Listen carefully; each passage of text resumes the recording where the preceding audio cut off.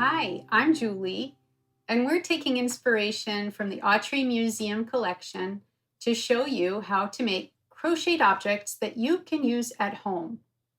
For this project, we were inspired by the Autry's extensive collection of dishes, such as this undated Western hope plate made in California, this Hispano-Moresque bowl from 1799, and this ceramic bowl made in Campeche, Mexico in the late Classic period, 600 to 900 AD. You can find more dishes and other objects on the Autry's website through the online collections database. For our crochet project, however, we're going to make a dishcloth so that you can use it to dry your own collection of dishes. For this dishcloth, you can also tap into the Autry's collection on the website to find design inspiration, such as using stripes. Stripes are a recurrent motif throughout the collection, and they're easy to create in crochet. Check out the examples of stripes in the collection. Here's the Fremont flag from 1841. Here's a portrait of Charles Lummis in Peru in 1893. And here's a jacket from the 1950s donated by Mr. and Mrs. Jean Autry that may have been produced by the Hudson Bay Company. Here's an example of the dishcloth we'll be making today. What kind of stripes would you like on your dishcloth? I will demonstrate how to make a striped dishcloth like this, and then you can stripe your dishcloth however you like. For this project, we're using worsted weight kitchen cotton yarn in 2 colors. It's important to use cotton yarn because it's more absorbent than other fibers. We're also using a G crochet hook, scissors, and a tapestry needle. Before starting to crochet, I'll show you how to hold your crochet hook and yarn in order to effectively make stitches. If you're right-handed, you'll hold the hook in your right hand and the yarn in your left. If you're left-handed, the hook goes in your left hand and the yarn in your right.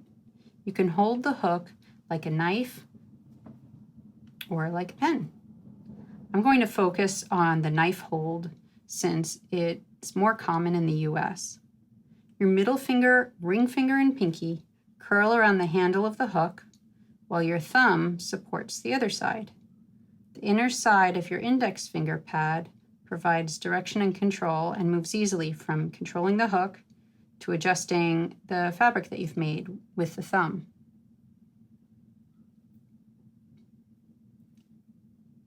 Now let's make a slip knot, which is how you begin many crochet projects. Using the first color of yarn, make a slip knot by crossing the tail end of the yarn over the yarn ball side, like that. And then we draw yarn from the yarn ball side through the loop, hold on to the tail, and pull. The loop we've just created is referred to as the active loop. And as we move through the pattern, we'll always have this loop until we fasten off. Now we'll need to know how to hold the yarn to keep it taut and to keep the piece oriented, so it's easier to see the stitches as you're making them and know where you are in the pattern. It also provides a mechanism that releases more yarn as you need it. So first you need to hold the yarn in your left hand if you're right-handed, and in your right hand if you're left-handed. Hold your hand out horizontally with your palm facing you and your middle finger, ring finger, and pinky together. Starting from the yarn ball side, you'll drape the yarn over your middle finger from front to back, behind and over your index finger. Your middle finger and thumb will then pinch your crochet just under the knot of the active loop. Your ring finger and pinky finger hold and release the yarn as needed. Now insert the hook and tug on the yarn ball side of the yarn to tighten the active loop. You'll put your hand back into the form that I showed you, and now we're going to learn how to make a chain stitch. To do this, we'll yarn over or lay the yarn over the hook from back to front. And now use the hook to draw the yarn through the active loop. As you're drawing the yarn through the loop, you rotate the hook toward you and downward, so the hook points toward the pointed part of the loop. It's easier for the hook to slip through the loop this way. Let's try another chain stitch. Yarn over, rotate the hook downward, and draw it through the loop. Now we'll do 29 more chain stitches.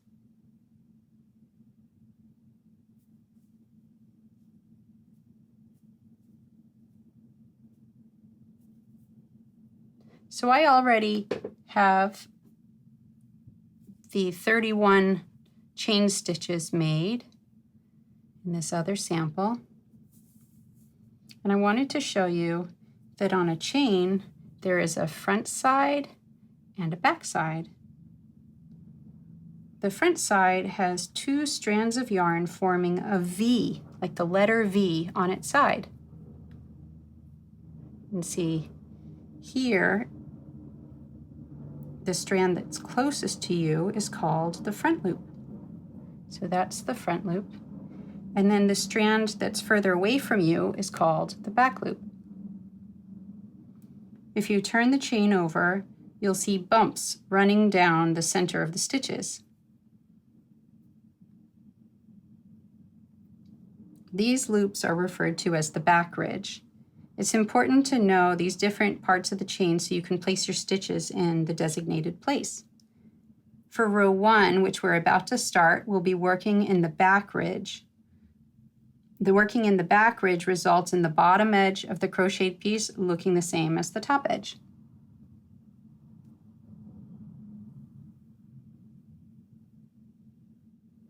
Let's begin row 1. In this row, we'll be working all single crochet stitches in the back ridge. So we'll skip the last chain stitch we made. We can see that's one back ridge loop right there, and we'll work in the second chain from the hook.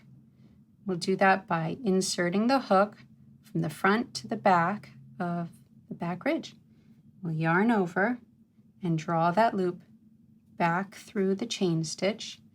With 2 loops on your hook, you yarn over from back to front and turn towards the bottom as you're drawing through these 2 loops that are on your hook. So that's our first single crochet. And we'll continue on down the chain, making 1 single crochet in each chain stitch. So we'll insert into the back ridge, draw up a loop, 2 loops on the hook, yarn over, and turn that hook downward and draw through both loops. Now you're going to make 28 more single crochets, 1 in each of the chain stitches.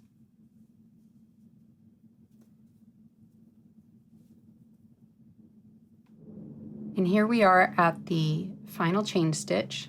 We'll insert the hook, draw up a loop, 2 loops on the hook, yarn over, and draw through both loops.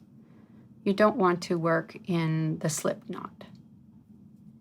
Now we are going to make a single chain stitch called a turning chain, and then we flip our work.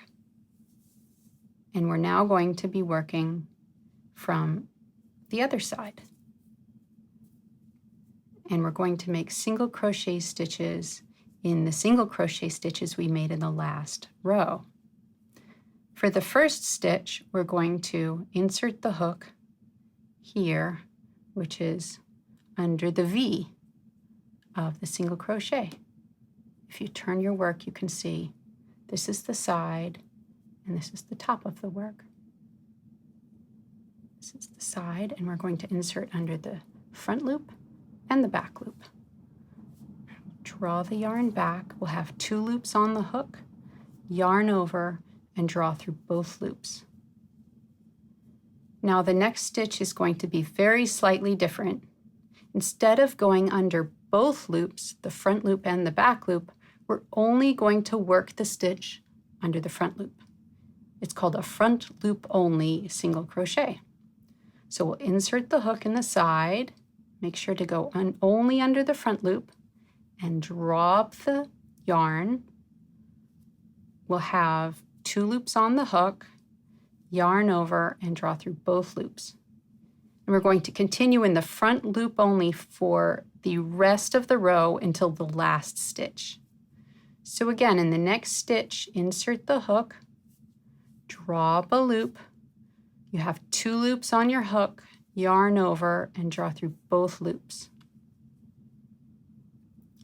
Continue on until you've finished the row, until the very last stitch anyways.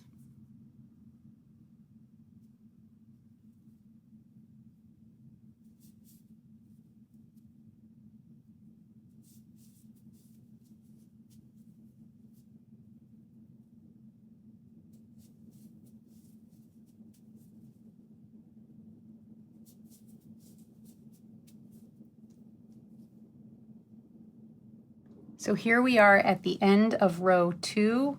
We're going to make a single crochet under both loops in this last stitch. So the front loop and the back loop. Now this next step is a turning chain, and we don't want to forget that after every row that we make. And then we flip our work and we're ready for row 3. We'll start by inserting the hook and under both loops and make a single crochet under both loops. For the second stitch, we're only working under the front loop. And we'll continue doing front loop only single crochet stitches across the piece until we get to the last stitch, which again will be under both loops. We'll make a turning chain and continue on. And we'll do this until we have 19 rows of single crochet stitches all together.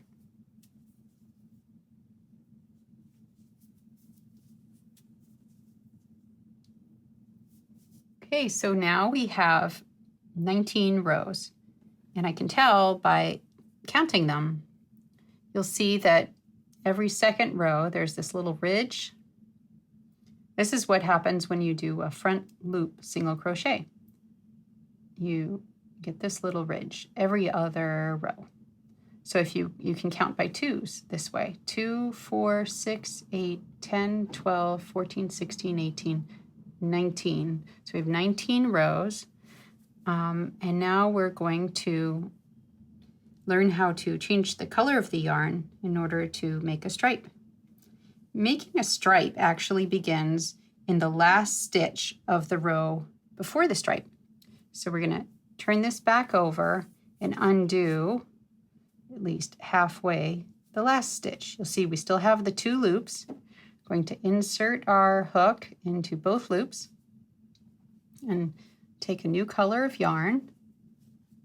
Here we go.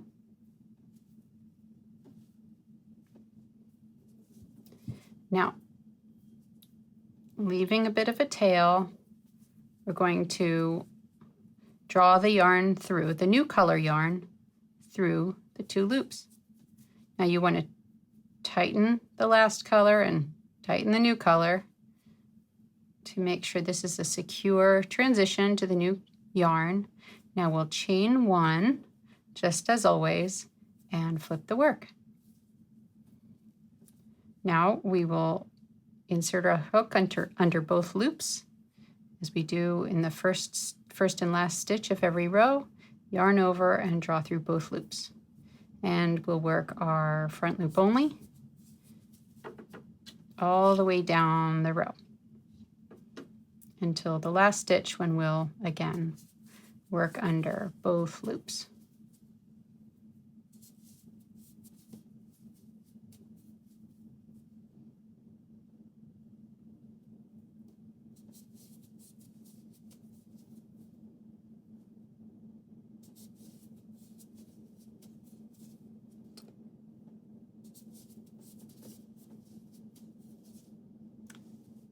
Okay, so now we're at the last stitch of the stripe.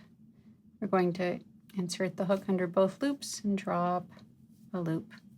And then we need to make sure that we've cut the end, and we will then take yarn from our other color, leaving a tail, and draw that yarn through the two loops, making sure to tighten the stitch so it doesn't come undone, and make a turning chain with your new color. Now we're going to flip the piece and make a single crochet under both loops in this first stitch and in the front loop, as always, for the remaining stitches until you get to the last one, which again will be under both loops. If you're going to follow the pattern that I've written, the wagon wheel tracks dishcloth, then you would make 3 more rows in this off-white color or in your main color, and then another row in your secondary color, and 3 final rows in your main color. Once you've worked 27 rows all together, the foundation chain does not count as a row, then it's time to fasten off to secure the crochet you've made and finish the piece. So as you can see, I've completed the 3 rows of single crochet in the original color, added another stripe in my secondary color, and then worked 3 more rows in the original color. And I'm now at the last stitch of the 27 rows that I made. And I will make one last single crochet, drawing the yarn through both loops. I have my active loop, and I'm now going to draw the end, the tail, so you need to cut the yarn 4 to 6 inches, and draw the tail through the active loop, pulling firmly to secure. Now we're going to sew in the tails, or the ends, the loose ends here. You can choose any tail to work with first, and you'll just go one by one, sewing them in. I'm going to show you how to sew one of them. So you thread your needle, and then insert the needle under at least 3 or 4 or more loops on the fabric of your dishcloth. Draw that through, and you're going to skip one loop and then work your way back through 3 or 4 more of these loops. You're going to do it a third time, adjusting every time to make sure that you haven't pulled too hard. So skip a loop and go through at least 3 loops in the fabric of your dishcloth. Tug, but then also tug on the fabric to make sure that it's not too tight and not too loose. And then you can snip the yarn near the fabric, making sure not to cut the fabric that you've made itself. And you'll continue on sewing in all the ends. And here I have a completed dishcloth. One thing to keep in mind is you don't want to use it as a pot holder because it's not thick enough to protect your hands from the heat. But I hope you enjoy your dishcloth. Thank you for watching this video. I hope you enjoy your Autry Museum inspired dishcloth. See you next time.